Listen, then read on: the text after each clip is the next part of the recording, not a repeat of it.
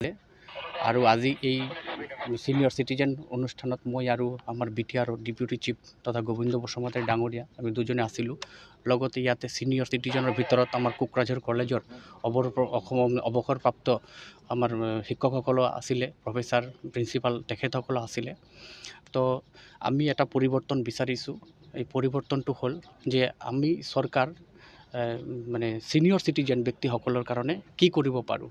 কাৰণ senior citizen ব্যক্তিসকল আজি ইয়াতে যোন ব্যক্তিসকল আছিলে তেখেতসকল এটা সময়ত আমাৰ শিক্ষক আছিলে, প্ৰিন্সিপাল আছিলে। তেখেতসকলে আমাক ভালকৈ শিক্ষা দিছে।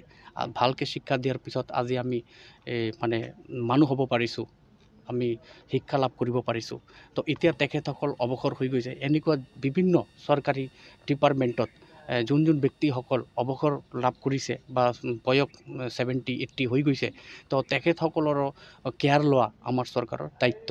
যাৰ কাৰণে নতুনকৈ কোকৰাঝাৰ সিনিয়ৰ সিটিজেন ফৰাম গঠিত হৈছে।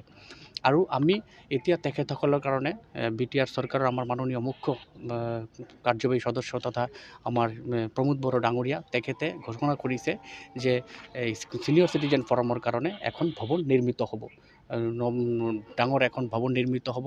আৰু সেই ভৱনত সকলো মানে সিনিয়ৰ সিটিজেন ব্যক্তিসকল এনজয় কৰিবৰ কাৰণে বস্তু পাই থাকিব, যেনেকৈ ভেৰাইটিজ টাইপৰ বুকছ থাকিব, নিউজ পেপাৰ থাকিব, এনজয়মেণ্ট কৰাৰ কাৰণে ইনষ্ট্ৰুমেণ্ট থাকিব, কালচাৰেল নৃত্য গান।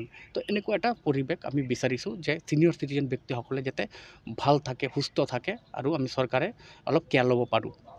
স্পেচিয়েলি হেল্থ ডিপাৰ্টমেণ্টৰ ফালৰ পৰা মই কৈছোঁ যে সিনিয়ৰ সিটিজেন ব্যক্তিসকল যদি 60 বছৰৰ পিছত ৰিটায়াৰমেণ্টৰ পিছত বা চাকৰি নকৰাও ব্যক্তিসকল 60 বছৰৰ ওপৰত গভমেণ্টৰ চকু আছে, ৰেলৱেৰ ক্ষেত্ৰত ৰেলৱে টিকেট কাটিবৰ কাৰণে যদি কনচেশ্যন পায়, 50% কনচেশ্যন পায়, তাৰপিছত সিনিয়ৰ সিটিজেন ব্যক্তিসকল বৃদ্ধ পেঞ্চন পায়, তেনেহ'লে আমাৰ এইটো দায়িত্ব যে হেল্থ মানে স্বাস্থ্যৰ দায়িত্ব বা স্বাস্থ্যৰ সেৱা দিয়াটো আমাৰ দায়িত্ব।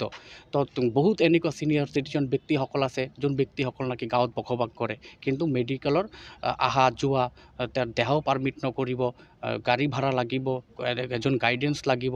তো সেইকাৰণে আমি চিন্তা লৈছোঁ যে অনাগত দিনত এই সিনিয়ৰ সিটিজেন ব্যক্তিসকলৰ ঘৰত গৈ ডক্টৰ, এজন নাৰ্ছ আৰু এজন ফাৰ্মাচিষ্ট আৰু এজন টেকনিচিয়ান, চাৰিজন এটা টীম গাড়ী দি গৈ পেলাই সিনিয়ৰ সিটিজেন ব্যক্তিসকলৰ ঘৰত গৈ ট্ৰিটমেণ্ট কৰি আহিব আৰু ফ্ৰী অফ কষ্ট। আৰু হেল্পলাইন নম্বৰ থাকিব।